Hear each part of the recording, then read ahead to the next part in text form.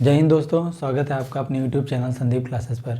आज की वीडियो में हम लोग वैदिक काल के अगले भाग में हम लोग देखेंगे कि ऋग वैदिक काल के बारे में हम लोग जानेंगे और इस वीडियो के बाद में हम लोग उत्तर वैदिक काल के बारे में कुछ तथ्यों के बारे में जानेंगे। ऋग वैदिक काल से प्रश्न मुख्यतः एसएससी के एग्ज़ाम, ग्रुप डी के एग्ज़ाम और पीसीएस के एग्ज़ाम, आरओ के एग्ज़ाम सभी में से एक ना एक प्रश्न पूछा जरूर जाता है। तो उसके कुछ तथ्यों के बारे में हम लोग जानेंगे और देखेंगे ऋग वैदिक काल में लोगों की स्थिति तथा ऋग वैदिक काल में हमारे भारतीय इतिहास में क्या महत्वपूर्ण है, उस सब चीज़ों के बारे में देखेंगे। तो किसी कालखंड के बारे में जानने के लिए हम लोग उसके सामाजिक जीवन, आर्थिक जीवन और भौगोलिक स्थिति और नैतिक जीवन और धार्मिक जीवन के बारे में अगर हम लोग जान लेते हैं तो उस कालखंड के बारे में हम लोग मुख्यतः अनुमान लगा पाते हैं। तो सबसे पहले हम लोग ऋग वैदिक काल में देखेंगे कि यहाँ का भौगोलिक क्षेत्र क्या था ऋग वैदिक काल का।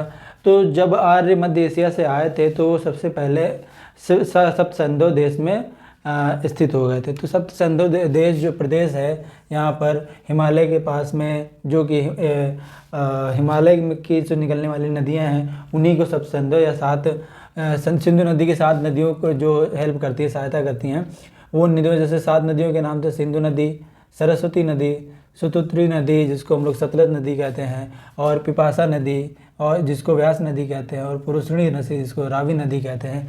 इसी पे हमारा जो दसराग युद्ध हुआ था वह हमारा इसी नदी पे हुआ था। हम लोग जानेंगे आज की वीडियो में दसराग युद्ध के बारे में भी, किनके बीच हुआ था और क्यों हुआ था।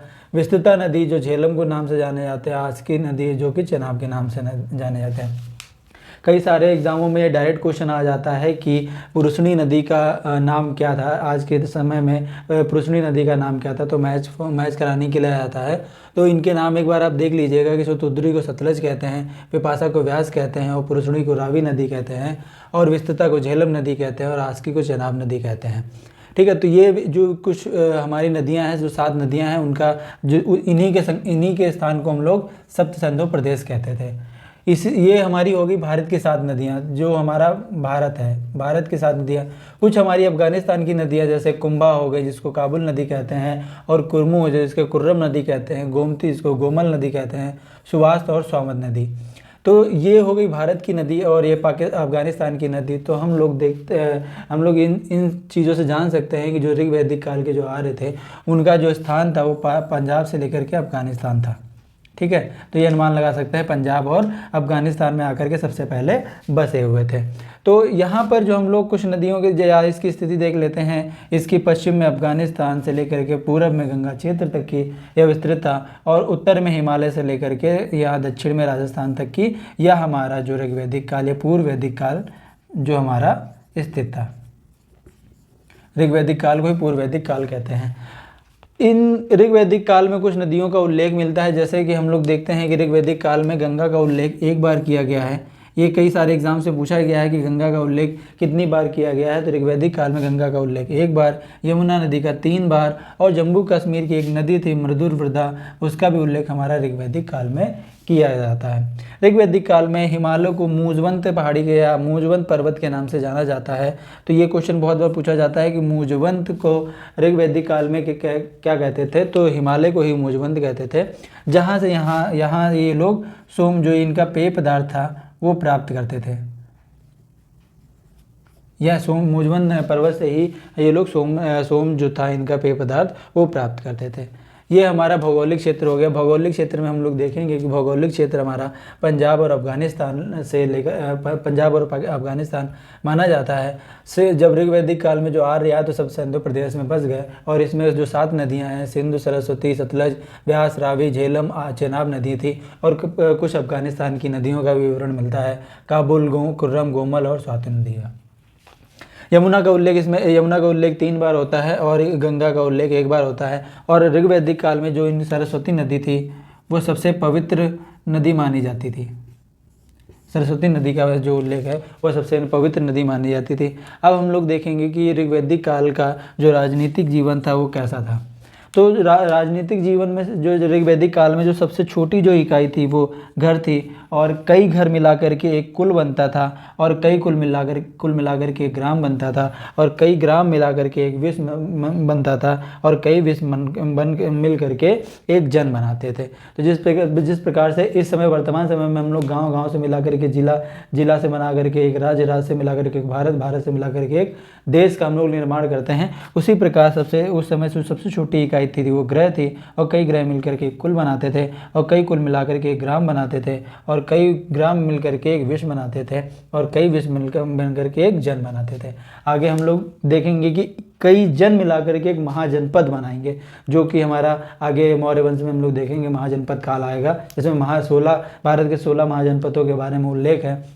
तो इन्हीं सबसे मिला करके इन्हीं का नाम आगे रखा गया था। तो जनों को नियंत्रण करने के लिए वहाँ पर एक जो राजा होता था, जिसको हम लोग राजन कहते थे, तो राजन वहाँ पे क्या था कि वो समय का राजा कहलाता था, या इसको जनस्व गोपा भी कहते थे। तो कई बार क्वेश्चन पूछा गया है कि जनस्व गोपा किसे कहते थे, तो जो ऋग्वैदिक काल में राजा होते थे उन्हीं को जनस्व गोपा कहते थे।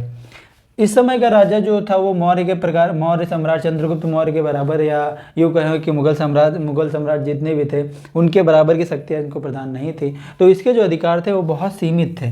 जो उस समय का राजा के पास जो शक्ति थी बहुत ही कम थे, और कुछ ही निर्णय वह ले सकता था। तो इन सब चीज़ों को लेकर के जो उसके पास शक्तियाँ नहीं थी, तो उसको राजा पे नियंत्रण रखने के लिए 2 संस्थाएं थी जो कि उस पर मतलब नियंत्रण रखती थी, सभा और समिति जो थी वो राजा पे नियंत्रण रखती थी, और उसके कार्यकाल को मतलब सुव्यवस्थित करती थी, और उसको मतलब सलाह देती थी। जो समिति का जो मुखिया था उसको लोग ईशान कहते थे। ये कभी कभी पूछा जाता है कि समिति के मुखिया का नाम क्या था, उसको ईशान कहते हैं। तो सभा और समिति जो थे वो राजा पे नियंत्रण रखने के लिए 2 समितियाँ बनाई गई थी। इन्हीं के कुछ प्रमुख व्यक्ति थे जिनके सामने राजा का चुनाव किया जाता था। तो इसी समय पे राज्याभिषेक का भी प्रथा चालू हुई थी। तो ऋग्वैदिक काल में राज्याभिषेक प्रथा की शुरुआत हो चुकी थी। तो सबसे प्राचीन जो ये हम लोग देख सकते हैं कि राजन के पास कोई शक्तियाँ नहीं थी, और राजा सबके सामने चुना जाता था। इसी से हमारा राज्याभिषेक की प्रथा चालू हुई थी। सबसे ये पूछा गया है क्वेश्चन की सबसे जो पुरानी जो संस्था थी वो हमारी विदत थी। ठीक है, ये सबसे प्राचीन संस्था थी, और उस समय जो राजा के पास कोई सेना नहीं थी, कोई निश्चित सेना नहीं थी, तो वहाँ पर जो एक बलि नाम का कर या टैक्स हम लोगों को देखने को मिलता था, जो वहाँ के लोग अपने राजा को अपनी स्वेच्छा अनुसार टैक्स देते थे। यह टैक्स उसको मतलब उन व्यक्तियों को या प्रजा की रक्षा राजा कर सके, ये इसीलिए वो लोग अपनी स्वेच्छा से जो टैक्स देते थे तो उसका नाम बलि के नाम से जाना गया। ये कई बार क्वेश्चन पूछा गया है कि बलि क्या है। तो बलि हमारा टैक्स था जो राजा को वो लोग अपनी स्वेच्छा से वो लोग देते थे। हम लोग देखते हैं कि कई बार पूछा जाता है कि जन का उल्लेख ऋग्वैदिक काल में कितनी बार किया गया है। तो जन का उल्लेख सबसे सर्वाधिक बार 275 बार किया गया है। यहाँ तक कि इंद्र का जो ऋग्वैदिक काल में जो नाम लिया गया है वो 250 बार लिया गया, उससे ज़्यादा हमारा जन का उल्लेख किया गया है। विश्व का 170 बार, और विदत का 122 बार, समिति का 9 बार तथा सभा का 8 बार हमारा उल्लेख ऋग्वैदिक काल में मिलता है। ऋग्वैदिक काल में राजा के पास चुनने के लिए कुछ अधिकारी या उनकी सहायता करने के लिए कुछ अधिकारी भी नियुक्त किए जाते थे, जिनको रत्निन कहा जाता था। कई बार ये क्वेश्चन पूछा गया है कि रत्निन ऋग्वैदिक काल में राजा के अधिकारियों को क्या कहते थे, तो रत्निन कहा जाता था। इनमें पुरोहित, सेनानी, पूरब और स्पर्श और दूत होते थे तथा उपस्थित और इब्बे थे। तो जो सबसे फर्स्ट रैंक या जैसे सबसे जो उच्च जो अधिकारी होते थे वो पुरोहित होते थे। ये राजा को धार्मिक अनुष्ठानों या धार्मिक कार्यों में सलाह देते थे। दूसरे होते थे सेनानी, क्योंकि इस समय की जो सेना थी वो कोई निश्चित नहीं थी, परंतु जब एक कबीले की लड़ाई दूसरे कबीले से होती थी तो कुछ हमारी सेना नियुक्त की जाती थी। जो उनका सेनापति या जो सेना का नेतृत्व करता था उसको सेनानी कहते थे। पूरब किसी दुर्ग की जो रक्षा करते थे उनको पूरब कहते थे, यानी जो हमारा जो कबीला था, कबीले में दुर्ग बनता था वो बना होता था, उसको जो रक्षा करता था वो हमारा पूरब कहलाता था। स्पर्श हमारे गुप्तचर को स्पर्श कहते हैं। कई बार पूछा गया है कि स्पर्श मैच फॉलोइंग करने के लिए आता है, एक क्वेश्चन पूछा जाता है कि स्पर्श ऋग्वैदिक काल में क्या थे, तो ऑप्शन दिया होता है, तो उसमें एक गुप्तचर होता है। तथा दूत, जो एक कबीले से दूसरे कबीले में राजन का संदेश ले जाते थे, उसको दूत कहते थे।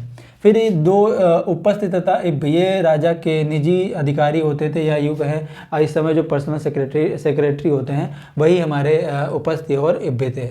ठीक है। फिर हमारा यहाँ इसमें पूछा जाता है कि ऋग्वैदिक काल में जो न्याय सबसे ज़रूरी भाग है किसी भी काल के लिए, तो न्याय का ज़्यादा उल्लेख नहीं मिलता है ऋग्वैदिक काल में। हालांकि कहीं कहीं पर ऋग्वैदिक काल का मिलता है। तो जो न्याय का जो केंद्र बिंदु था वो राजा होता था, और राजा हमारा जो न्याय करता था वो पुरोहित की सहायता से करता था, यानी पुरोहित की सलाह पर सहायता करता था। तो न्याय किस प्रकार करता था, तो कई बार कई इतिहासकारों ने उल्लेख किया हुआ है कि उस समय का दंड होता था कि जो गाय थी वो अगन्य थी, किसी किसी को दंड दिया जाता था कि 300 गायों को दिया जाए या 400 गायों का सजा सुनाई दी जाती थी, क्योंकि गाय उस समय का सबसे महत्वपूर्ण धन था, यूँ कह सकते हैं।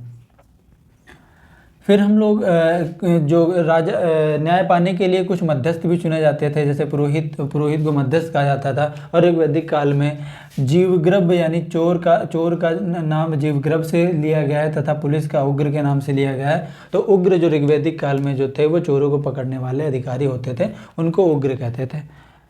कुछ संस्थाएं हमारी, जैसे हम लोगों ने जिनका उल्लेख लिया उनके बारे में हम लोग देखते हैं, उनके बारे में जानते हैं कि जो संस्थाएं थी वो क्या थी। विदत एक हमारी सामाजिक और धार्मिक सभा थी। इसमें पुरोहित जो बड़े लोग होते थे वो भाग लेते थे, और इसी में ही हम लोग लूट का जो हम लोग अन्य कबीलों से लूट करके सामान लेकर के आते थे या जीत करके सामान लाते थे, उनका बंटवारा होता था। तथा किसी जगह पे कोई दान देना या कुछ काम कराने के लिए जो धन दिया जाता था वो हमारा विदत में ही दिया जाता था। फिर दूसरी होती थी सभा जो हमारी सभा, इसका उल्लेख 8 बार किया गया है ऋग्वैदिक काल में। जी ये सामान्य सभा थी। आधुनिक समय में जिस प्रकार राज्यसभा कार्य करती है उसी प्रकार उस समय वो सभा काम करता था। सभा का जो सभापति होता था उस समय भी उसको सभापति कहते थे। और यहाँ पर फिर अगली समिति संस्था का नाम आता है समिति, जिसका 9 बार उल्लेख किया गया है। यह जनसभा थी, यानी सामान्य लोगों की सभा थी। इसमें सभी लोग कोई भी आकर के अपने निर्णय ले सकता था या अपने सुझाव रख सकता था। या इस समय की लोकसभा के प्रकार के मान सकते हैं कि जो समिति होती थी वो निम्न सदन जिसको समझते हैं लोकसभा, वो उसी प्रकार की थी। तो कुछ संस्थाएं विदत सभा और समिति तथा गण का भी मिलता है। इसमें कुलीन लोग ही शामिल होते थे, या उस कबीले के जो कुलीन लोग थे उन्हीं की यह सभा होती थी, जिसको हम लोग गण कहते थे। परिषद भी हमारा एक संस्था थी जिसको हम लोग जनजाति सैन्य सभा, यानी इसमें हम लोग निर्णय करते थे कि किसी कबीले पे कोई सैन्य संगठन बनाया जाता था, तथा आक्रमण करने की सारी प्रक्रियाओं के बारे में इसी परिषद में हम लोग सुलह समझौता जो भी करते थे वो परिषद में ही करते थे। तो हम लोगों ने देखा कि राजनीतिक जीवन में हम लोग राजन के पास कोई ज़्यादा महत्वपूर्ण शक्तियाँ नहीं थी। उसको राजन पे नियंत्रण रखने के लिए सभा और समितियाँ नियंत्रित करती थी। और जो बलि है वो इस समय लोगों को दिया हुआ स्वेच्छानुसार टैक्स होता था। और सबसे प्राचीन संस्था जो हमारी विदत है। और राजा के अधिकारियों को रत्निन कहा जाता था। सबसे ऊंचे अधिकारी होते थे वो पुरोहित होते थे। पुरोहित के बाद सेनानी तथा पूरब को हम लोग जो दुर्ग की रक्षा करते थे उसको कहते थे। तथा स्पर्श हमारे गुप्तचर होते थे, उनको हम लोग स्पर्श कहते थे। फिर न्याय का ज़्यादा उल्लेख ऋग्वैदिक काल में नहीं मिलता है, परंतु ऋग्वैदिक काल में राजा जो न्याय का केंद्र होता था वो राजा होता था। तथा ये राजा अपना जो न्याय देता होता वो पुरोहित की सलाह पर देता था। विदत का उल्लेख 22 बार किया गया है। यह सामाजिक और धार्मिक थी। इसी में ही लूटपाट का जो धन है वो वितरण किया जाता था। सभा हमारी एक राज्यसभा के प्रकार थी। समिति हमारी इस समय की लोकसभा के प्रकार की थी। तथा गढ़ इसमें कुलीन लोग होते थे। और परिषद हमारी जो जनजातीय सैन्य सभा थी। अब हम लोग देखेंगे ऋग्वैदिक काल में जो सामाजिक जीवन था वो किस प्रकार का था, जो समाज में जो लोग रहते थे वो किस प्रकार के रहते थे, इसके बारे में हम लोग देखेंगे। तो ऋग्वैदिक काल में जो जीवन था वो समतावादी था, यानी यहाँ पर किसी भी ऊंच नीच का भेदभाव नहीं मिलता था। तो यहाँ पे जो भी एक इंसान दूसरे इंसान से समान स्तर पे व्यवहार करता था। तथा इसमें हम लोग देखेंगे कि ऋग्वैदिक काल में वर्ण व्यवस्था का प्रारंभ हो चुका था। जो वर्ण व्यवस्था थी वो हमारा जाति के आधार पर नहीं थी। यहाँ पर जो वर्ण व्यवस्था थी वो कर्म के आधार पर चुनी जाती थी। यदि किसी का वेदों के प्रति लगाव है तो वो ब्राह्मण कहलाता था। किसी को व्यापार करने का अगर व्यापार करने में अगर वो उत्तीर्ण था तो वो व्यापारी कहलाता था। तथा किसी को अगर अध्ययन करने का अधिकार था तो वो ब्राह्मण की तरफ चला जाता था। तो वहाँ पर जो वर्ण व्यवस्था थी वो कर्म के आधार पर थी, ना कि जाति के आधार पर थी। हम लोग कई चीज़ों में जहाँ जहाँ पर ऋग्वैदिक काल में देखते हैं तो कहीं पर उल्लेख मिलता है तो उसमें परिवार का मुखिया पिता कहलाता था। तो हम लोग इससे अनुमान लगा सकते हैं कि ऋग्वैदिक काल में जो समाज था वो पितृसत्तात्मक था। सिंधु घाटी सभ्यता, जो हम लोग हड़प्पा सभ्यता देखते हैं, उसमें जो शासन काल था वो मात्र सत्तात्मक माना जाता है, तथा उसी का विपरीत हमारा जो है जो ऋग्वैदिक काल है वो पितृसत्तात्मक माना जाता है। यहाँ पर जो परिवार होते थे वो संयुक्त परिवार, दादा नाना चाचा चाची पोते परपोते सब एक ही साथ रहते थे। और ये दादा नाना चाचा और पोते परपोते बेटे आदि सब के लिए एक ही शब्द यूज़ किया गया जो कि है वो निरप्त। ऋग्वैदिक काल में निरप्त शब्द का संयुक्त परिवार के लिए शब्द प्रयोग किया गया है।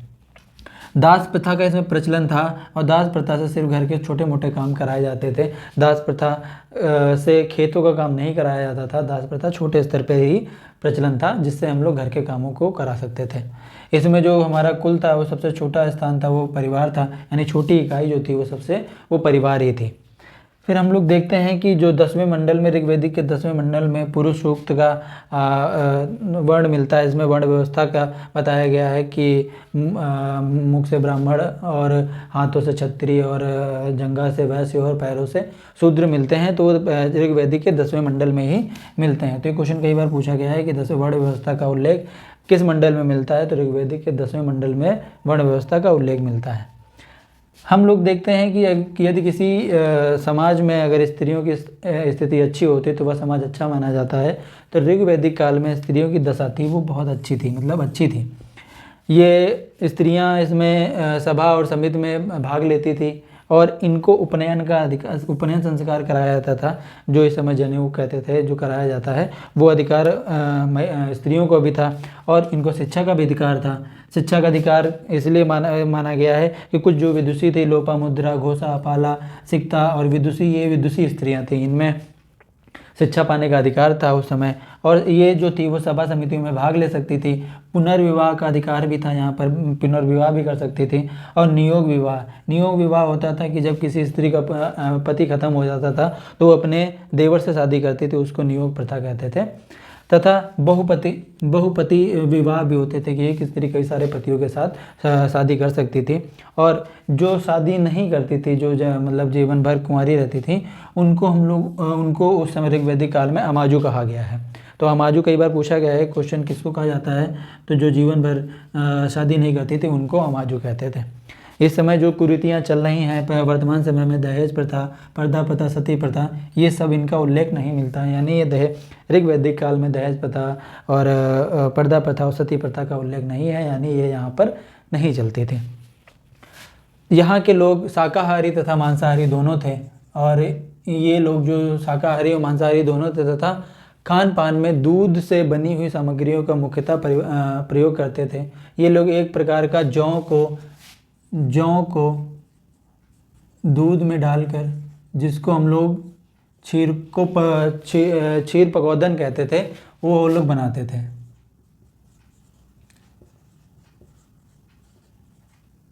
ये लोग दूध में जौ यानी इसको यौ कहते थे। यौ का उल्लेख ऋग्वैदिक काल में मिलता है। यानी ये इसको दूध में डाल करके क्षीर पकौदन बनाते थे। तथा ये जौ के सत्तू को दही में डाल करके, यानी जौ के सत्तू को दही डाल करके, जब इसको जौ को जो दही में डालते थे तो इसको वो लोग एक नाम देते थे करम्ब। ये दो मतलब जो चीज़ें खाते थे, दही यानी दही का प्रयोग ज़्यादा, दूध दही का प्रयोग ज़्यादा करते थे। तो जो जौ को दूध में डाल कर क्षीर पकौड़ा बनाते तथा जौ के सत्तू को दही में डाल करके करम नाम का एक जो था वो बनाते थे और उसको खाते थे। मनोरंजन, यहाँ के लोग ऋग्वैदिक काल में क्या करते थे, इनको घुड़सवारी करते थे, रथों चलाते थे और वाद्य संगीत भी करते थे, नाच गाना जो भी था, जुआ भी था। और इन लोगों को ऋग्वैदिक काल के लोगों को स्वरों का ज्ञान था। तथा आभूषण में जो थे वो स्त्री पुरुष दोनों पहनते थे। तथा यहाँ के कुछ वस्त्रों का भी मिलता था, जहाँ के कुछ वस्त्रों के नाम जो थे वो यहाँ पे लिखे दे रहा हूँ। नीवी वस्त्र और अधिवास, नीवी वास और अधिवास, ये 3 प्रकार के वस्त्रों का नाम मिलता है। नीवी जो शरीर जो हमारा पेट से ऊपर के जो भाग में कपड़े पहने जाते थे उनको नीवी कहते थे। जो कपड़े कमर में पहने जाते थे उसको वास कहते थे। जो कमर के नीचे कपड़े पहने जाते थे उसको अधिवास कहते थे। तो 3 प्रकार के वस्त्रों का भी उल्लेख ऋग्वैदिक काल में मिला है। तो हम लोग देखते हैं कि सामाजिक जीवन में जो था वो सामाजिक समतावादी था। तथा वर्ण व्यवस्था जो हमारी कर्म के आधार पर थे, ये संयुक्त परिवार में रहते थे। दास प्रथा का भी प्रचलन था और 10वें मंडल में पुरुषोक्त वर्ण व्यवस्था का उल्लेख मिलता है। स्त्रियों की दशा अच्छी थी और दहेज प्रथा, पर्दे प्रथा और सती प्रथा का उल्लेख नहीं मिलता है, ये इसमें नहीं चलता था। वो शाकाहारी मांसाहारी दोनों प्रकार के थे और मनोरंजन में घुड़सवारी, रथ, नाच गाना, जुआ आदि वो करते थे। तथा आभूषण दोनों लोग पहनते थे, स्त्री और पुरुष दोनों में। अब हम लोग देखते हैं कि ऋग्वैदिक काल का जो आर्थिक जीवन था वो किस प्रकार का था। तो आर्थिक जीवन हम लोग ऋग्वैदिक काल में देखते हैं कि वो लोग कबीला बना करके रहते थे, यानी उनका कोई स्थायी निवास नहीं था। तो स्थायी निवास होने यदि उनका स्थायी निवास होता तो वहाँ पर रुक करके कृषि करते। तो उनका जो मुख्य पेशा जो था वो कृषि नहीं था, क्योंकि वो यायावर मतलब एक जगह से दूसरी जगह पे गमन करते रहते थे। तो वो कबीले के प्रकार से रहते थे। तो उनका जो मुख्य पेशा था वो कृषि ना होकर के पशुपालन ही था और पशुपालन ही वो लोग मुख्य प्रकार से करते थे। कृषि का प्रयोग वो लोग चरागाह के रूप में ही करते थे, यानी जहाँ पर पशुओं को चराते थे उसी प्रकार से कृषि का उपयोग करते थे, इससे ज़्यादा नहीं करते थे। कृषि का उल्लेख मिलता है कि कहीं के बाद छोटे छोटे मतलब जगह बना कर रहते थे। तथा जो हल से बनी हुई जो हल से बनी हुई रेखाएं हैं उनको सीता कहते हैं। तो कई बार क्वेश्चन में पूछा जाता है कि जो सीता है वो क्या था, तो हल से बनी हुई रेखाएं थी, उनको सीता कहते थे।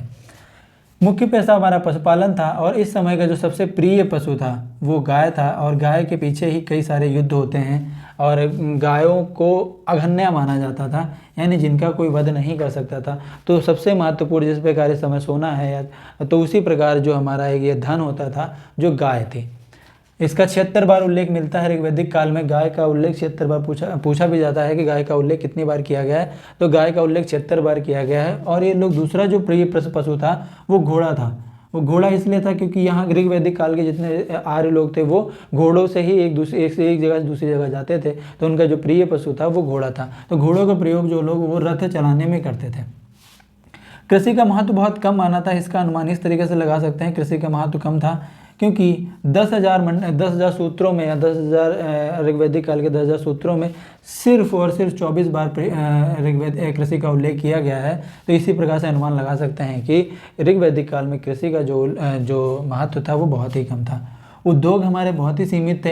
यहाँ पर किसी भी प्रकार के ऐसे साक्ष्य नहीं मिले हैं जो ऋग्वैदिक काल का संबंध किसी दूसरी देश की सभ्यता से मिलता हो या कहीं विदेशियों से व्यापार नहीं होता था। तो जो उद्योग थे वो सीमित थे और उद्योग जो होते थे वो जो उद्योग किए जाते थे वस्तु विनिमय, यानी इसमें यहाँ पर सिक्कों का प्रचलन अभी जारी नहीं हुआ था। सिक्कों के बारे में उन लोगों को जानकारी नहीं थी। तो यहाँ पर जो उद्योग होता था वो वस्तु विनिमय प्रक्रिया से होता था। वस्तु विनिमय प्रक्रिया होती थी कि एक चीज़ दे करके दूसरी चीज़ ली जा सकती थी। गेहूँ के बदले दाल और जैसे सरसों के बदले चावल लिए जाते थे। तो ये वस्तु विनिमय कहलाती है। इन्होंने मुद्रा की खोज नहीं हुई थी। तथा इस समय कुछ जो व्यापारी होते थे उनको पड़ी कहते थे। ये पड़ी एक प्रकार के व्यापारी भी होते थे। तथा ये पड़ी ही कुछ ये व्यापारी होते थे, पड़ी कई कबीलों से गाय चुरा करके बेच देते थे। तो ये पड़ी ही उन्हीं को ही पड़ी कहते थे। तथा दूसरे जो व्यापारी का नाम एक व्रब करके, उसका भी हम लोग जानकारी एक व्यापारी के रूप में किया गया है। गविष्टि यानी जो गायों के बाद जो गविष्टि क्या कहलाती थी कि गायों के पीछे हुए युद्ध को या गायों को बचा, कई कबीलों को गायों के पीछे जो लड़ाई या जो युद्ध होते थे उनको गविष्ट कहते थे। और यहाँ पर एक वैदिक काल में एक अनाज का उल्लेख है, यह यानी जिसको हम लोग जौ कहते हैं, उसका भी उल्लेख इसी में है। सीता हमने बताया कि सीता जो हल के बनी पीछे रेखाओं को ही सीता कहते थे। तथा ऋग्वैदिक काल में 2 प्रकार के जलों का उल्लेख मिलता है, स्वयंजा और खनित्मा। स्वयंजा मतलब नदी, तालाब, पोखर, इन सबसे जो जल मिलता था उसको स्वयंजा कहते थे, तथा जिसको खोद करके, जैसे कुओं खोद करके पानी जो निकालते थे उसको खनित्रमा कहते थे। ठीक है, तो दो प्रकार के जलों का प्रयोग, दो प्रकार के जलों का उल्लेख मिला है, स्वयंजा और खनित्मा। लोहा चांदी का उल्लेख कहीं नहीं मिला है, तो इससे हम लोग जान सकते थे कि ऋग्वैदिक काल में लोहे की जानकारी नहीं थी, ना ही चांदी की। लेकिन चांदी की जानकारी हड़प्पा सभ्यता के लोगों को थी, लेकिन यहाँ पर ऋग्वैदिक काल में चांदी का उल्लेख कहीं पर भी नहीं मिला है। तो ये चीज़ पूछने वाली, ये इंपॉर्टेंट है, पूछ सकते हैं। फिर हम लोग देखते हैं, तो ये आर्थिक जीवन में हम लोगों ने देखा कुछ, एक बार और फिर से देख लेते हैं कि आर्थिक जीवन में जो मुख्य पेशा था पशुपालन था, और उनका जो मुख्य जो प्रिय पशु था गाय था, जिसको घन्या मानते थे, 176 बार उल्लेख किया गया। दूसरा पशु जो हमारा घोड़ा था, जिसका प्रयोग रथ में किया जाता था। कृषि का महत्व कम था क्योंकि इसका 10,000 सूत्रों में 24 बार उल्लेख किया गया है, और सीमित उद्योग थे, तथा यहाँ पर जो उद्योग होते थे वो वस्तु विनिमय प्रथा से होते थे। मुद्रा की जानकारी नहीं थी, और यहाँ के व्यापारी को पणी कहते थे। कई एग्जाम से पूछा गया है कि पणी क्या होते हैं, तो व्यापारी होते हैं, तो ये आप नोट कर लीजिएगा अपना अलग जगह पे। दूसरे व्यापारी व्रव होते थे। यहाँ पे एक आना जौ का प्रयोग किया गया है, और हल्के बनी हुई पीछे जो रेखाएं होती थी उनको सीता कहते थे। दो प्रकार के स्वयंजा और खनित्मा जलों का उल्लेख है, और लोहा चांदी की यहाँ पे जानकारी नहीं थी। अब हम लोगों ने देखा कि हम लोगों ने देख लिया भौगोलिक क्षेत्र, राजनीतिक क्षेत्र, सामाजिक जीवन और आर्थिक जीवन के बारे में देख लिया। अब हम लोग देखेंगे कि ऋग्वैदिक काल के जो लोग थे उनका धार्मिक जीवन कैसा था। तो यहाँ के लोग अधिकतर किसी भी देवता की पूजा ना करके, मतलब मूर्ति की पूजा ना करके, यहाँ पे लोग प्रकृति की पूजा करते थे, और बहुत सारे देवी देवता यानी बहुदेववादी थे। मतलब एक इंसान कई देवी देवताओं को मानता था, और तथा प्रकृति को भी देवता के प्रकार से, देवता के रूप में पूजा करता था। ऋग्वैदिक काल में 33 देवी देवताओं का उल्लेख मिलता है, और 33 देवी देवता जो थे वो 3 प्रकार की कैटेगरी या 3 प्रकार से बटे हुए थे। पहला अंतरिक्ष के देवता जो थे, दूसरा पृथ्वी के देवता थे, तीसरा आकाश के देवता माने जाते हैं। ये पूछा जाता है कि अंतरिक्ष के देवता, पृथ्वी के देवता तथा आकाश के देवता। जो सबसे ऋग्वैदिक काल में जो सबसे महत्वपूर्ण देवता माना जाता है वो इंद्र को माना जाता है, और इंद्र को पुरंदर माना जाता है, यानी पुरंदर इसका मतलब होता है किलों को तोड़ने वाला। तो इंद्र का उल्लेख 250 बार उल्लेख किया गया है। इंद्र का उल्लेख ऋग्वैदिक काल में 250 बार किया गया है, तथा अग्नि का उल्लेख 200 बार किया गया है। ये दो जानकारी आप लिख लीजिएगा, मतलब कहीं नोट कर लीजिएगा। इंद्र का उल्लेख ऋग्वैदिक काल में 250 बार, सबसे अधिक बार, तथा 200 बार अग्नि का उल्लेख किया गया है। तो अंतरिक्ष के देवता में जैसे थे, अंतरिक्ष के देवता इंद्र, मारुत और रुद्र और वायु, ये 4 देवता जो थे वो अंतरिक्ष के देवता माने जाते थे। रुद्र को लोग शिव के रूप में भी जानते हैं, कि शिव को ही रुद्र कहते हैं, या जो रुद्र नामक देवता जो थे उनको शिव का रूप माना गया है। फिर कुछ पृथ्वी के देवता थे, जैसे अग्नि हो गया, पृथ्वी देवता हो गया, सोम देवता हो गया, और वायु देवता हो गया। ये हमारे पृथ्वी के देवता थे। तथा आकाश के देवता सूर्य, वरुण, उषा, सविता और विष्णु, जो ये हमारे आकाश के देवता थे। सविता जो थे इन्हीं के लिए जो हमारा तीसरे मंडल में गायत्री मंत्र मिलता है वो सविता के नाम पे। सविता जो थी वो उगते हुए चमकते हुए सूरज को ही सविता कहते थे। ये भी कई बार पूछा गया है कि जो वरुण जो थे वो किसके देवता थे, तो वरुण जो वर्षा के देवता थे, सोम वनस्पति के देवता थे, तथा पूषण जो पशुओं और औषधियों के देवता थे। यही पूषण आगे चल के उत्तर वैदिक काल में जो शूद्रों के देवता माने जाएंगे। मित्र जो देवता थे वो उगता हुआ जो सूरज था उसको मित्र देवता मानते थे, तथा जो चमकता हुआ जब दोपहर, मतलब जो चमकता हुआ सूरज था उसको सविता मानते थे। तो जो ऋग्वैदिक काल के जो कुछ महत्वपूर्ण तथ्यों के बारे में हम लोगों ने जाना, और जो कुछ जो हमारे ऑब्जेक्टिव बनते हैं, इसको अगर ये समझ में नहीं आया है तो एक बार और देख लीजिएगा। इसके जो हमारे जो ऑब्जेक्टिव पूछे जाते हैं, इन्हीं सभी से ऑब्जेक्टिव पूछे जाते हैं, इससे बाहर कुछ भी नहीं पूछा जाता है। इस वीडियो के बाद में एक और वीडियो बना देंगे जो उत्तर वैदिक काल के बारे में होगा। तो इसी के साथ में वैदिक पीरियड जो है वो ख़त्म हो जाएगा। तो अगर दोस्तों आपको अच्छा लगा हो तो लाइक करिएगा, और जो तैयारी कर रहे हैं उनको शेयर जरूर करिएगा। इसी के साथ जय हिंद, जय भारत।